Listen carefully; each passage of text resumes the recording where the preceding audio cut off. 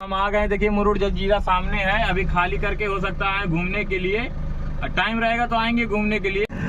दोस्तों हम जा रहे हैं मुरुड जजीरा घूमने के लिए। हमारी गाड़ी पीछे खाली हो रही है। ये अपना सेठ की बाइक है, लेके जा रहे हैं। सेठ बोले जाके घूम के आओ, तो जा रहे हैं घूमने के लिए।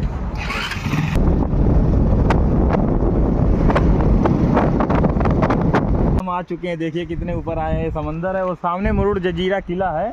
और हम लोग को अभी ऐसा जाना है, हमारी बाइक है जो सेठ की बाइक है, चढ़ ही नहीं रही थी। अभी देखिए उधर जाना है, तो बोल रहे हैं कि अभी किला बंद हो गया, अभी जाने का समय नहीं है, क्योंकि सुबह में चालू रहता है, शाम को सब वापसी होते हैं। लेकिन चलते हैं, देखते हैं, अगर चालू रहेगा तो देखेंगे अंदर घूम के क्या है, अंदर क्या